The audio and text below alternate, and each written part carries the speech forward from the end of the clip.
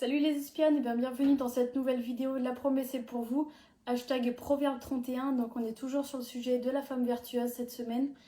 Et ce que j'aimerais qu'on voit ensemble aujourd'hui, c'est le côté authentique de cette femme qui nous est présentée. Dans toute la première partie du passage, on voit vraiment ses actions, ce qu'elle fait, ce qu'elle met en place, les projets qu'elle accomplit, la manière dont elle gère un petit peu son organisation familiale, l'organisation de son travail. Et j'aimerais qu'on en vienne maintenant au passage qui nous parle un peu plus de son caractère, de son identité, de la manière dont elle se tient et ce qui fait justement d'elle une femme authentique. Et en fait ça on le trouve à partir du verset 25, donc plus vers la fin, où il est dit « Elle est revêtue de force et de gloire, et elle se rit de l'avenir. Elle ouvre la bouche avec sagesse, et des instructions aimables sont sur sa langue. Elle veille sur ce qui se passe dans sa maison, et elle ne mange pas le pain de paresse. » Et en fait, ces trois versets, 25, 26 et 27, nous montrent un petit peu plus qui elle est, elle-même en tant que personne, et pas forcément ses actions, ce qu'on peut voir déjà dans les versets précédents. Et ce qu'on voit, c'est que c'est une femme qui a confiance en l'avenir. C'est écrit qu'elle se rit de l'avenir.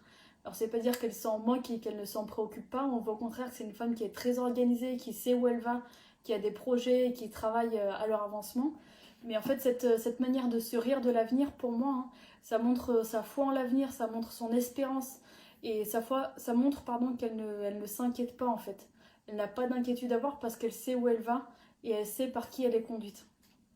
Et simplement, on voit qu'elle est revêtue de force et de gloire.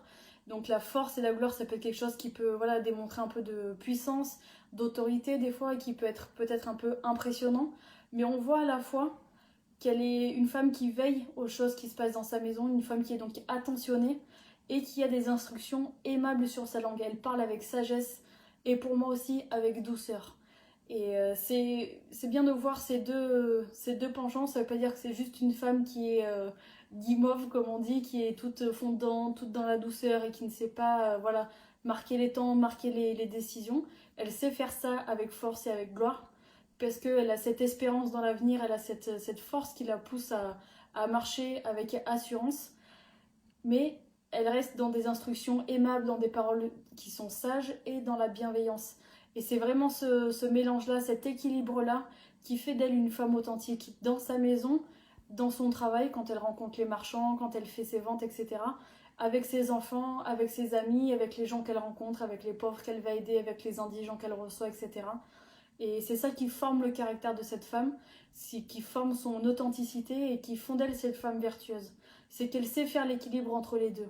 Souvent, on a un petit peu cette image, soit l'une, soit l'autre, hein, il y a ces deux images-là. Soit la femme autoritaire qui se comporte presque comme un homme, qui est vraiment dans ce côté de la force, de l'autorité, de la poigne. Ou alors on a ce côté de la femme qui est très douce, qui va être que dans la bienveillance, sans avoir aucune force en réalité. Mais Dieu n'a pas voulu les choses comme ça. Et en fait, ça doit être un équilibre. On ne doit pas être tout l'un ou tout l'autre. On doit être mesuré et équilibré simplement. Et pour avoir cet équilibre-là, en fait, c'est tout simple. Il faut juste être à l'écoute du Saint-Esprit et laisser les fruits du Saint-Esprit s'exprimer et grandir au travers de nous.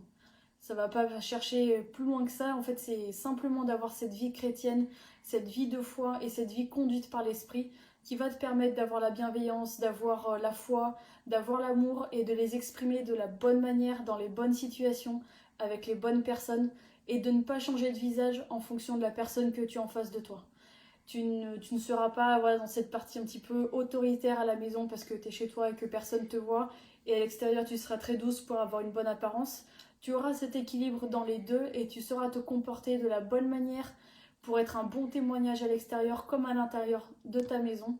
Et c'est important de rester dans cette dimension-là de l'esprit. Et c'est ça qui va te permettre de te rire de l'avenir, comme il écrit au verset 25. Elle se rit de l'avenir, d'avoir cette espérance dans l'avenir et de ne pas t'en inquiéter. Simplement, place ta foi en Dieu, laisse l'esprit travailler à l'intérieur de toi pour que tu puisses être porteuse de ces fruits-là. Et tu verras que ta vie sera authentique, ta personnalité sera authentique, et tu récolteras des fruits du Saint-Esprit qui seront authentiques. À demain pour une prochaine vidéo.